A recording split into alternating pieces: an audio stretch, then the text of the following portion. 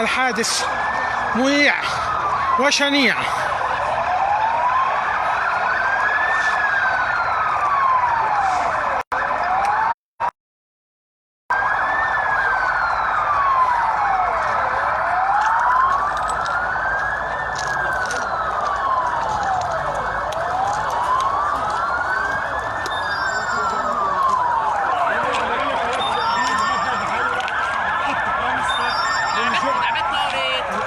هو ايه اللي حصل؟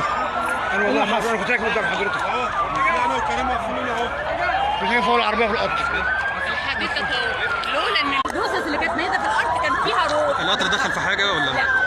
يعني القطر ايه اللي حصل من الاول تاني؟ ماشي مره واحده زي شهود العيان حاجه انفجرت مره واحده. مفيش شهود العيان القطر كان ماشي زي ما هو كان ماشي، حاجه ضربت مره واحده طيرت الحديد على السكه الثانيه.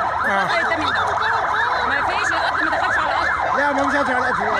انا كنت راكب قدام احتكاك حصل في الفريق. احنا كنا راكبين فوق العربيه جامد ضرب. احنا كنا راكبين فوق العربيه لقينا القطر وقف مره واحده دب دب دب ونبني على الارض والناس طارت كلها. الناس طارت من القطر بقول لك احنا جايين لنا جزء انما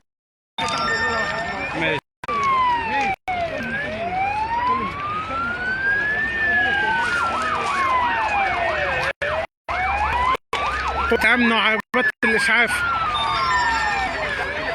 تنهال على المنطقة، ونائبة المحافظ في مكان الحادث،